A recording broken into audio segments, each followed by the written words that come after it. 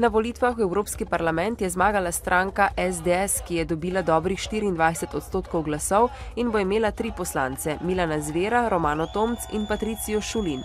Sledi skupna lista NSI in SLS 16,5%, izvoljena pa sta bila Franc Bogovič in Lojze Peterle.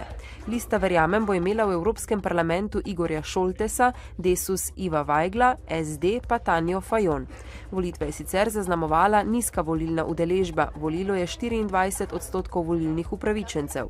Najmočnejša stranka v Evropskem parlamentu ostaja konzervativna Evropska ljudska stranka. Od 751 bo imela 212 sedežev. Druga najmočnejša bo tudi v novem sklicu skupina evropskih socialdemokratov s 185 sedeži. Velik uspeh pa so doživele nekatere evroskeptične in skrajno desne stranke.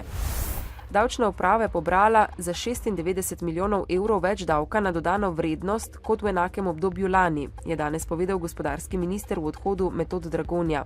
Dober rezultat je predvsem delo poostrenega nadzora inšpektorjev davčne in carinske uprave v okviru boja zoper sivo ekonomijo, ki ga je julija lani začrtala vlada.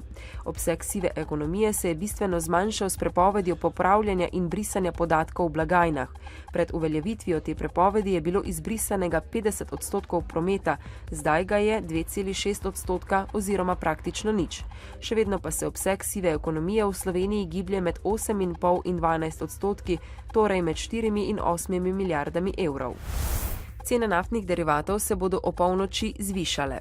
Neosvinčeni 95-oktanski bencin in dizelsko gorivo se bosta podražila za 1,3 centa.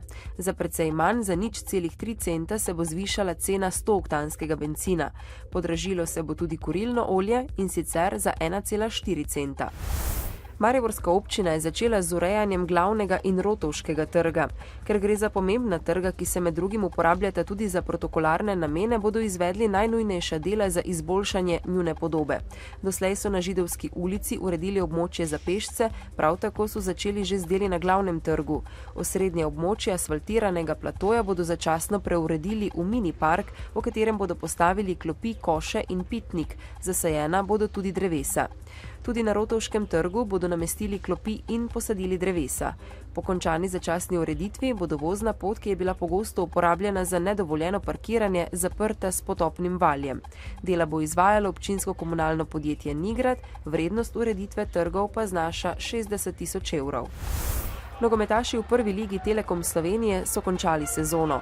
Že pred časom si je naslov prvaka, skupno 12. zagotovil Maribor. Drugo mesto so si dokončno zagotovili nogometaši Luke Koper, tretje pa Velenjski Rudar. Mariborčani so si kot slovenski državni prvak priigrali pravico igranja v kvalifikacijah za Ligo prvakov, Koprčani, Velenjčani in pokalni prvaki Novogoričani pa bodo igrali v kvalifikacijah za Evropsko ligo. Kranjski Triglav se poslavlja od elitne skupine, ekipa se seli v drugo slovensko ligo. Krka si je kot predzadnja na lestvici zagotovila kvalifikacije za obstanek v ligi, njen tekmec bo podprvak druge lige Kalcer iz Radomelj.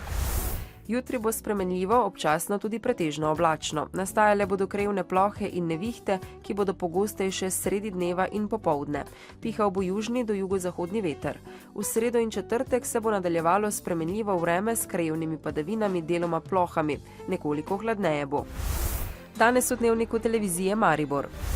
Mariborski mestni svetniki se bodo znova ukvarjali s vprašanjem lastništva propadajoče avtobusne postaje. Srednji bazen v Pristanu je od januarja naprej zaprt, potreben je nujne prenove, plavati v njem je prenevarno.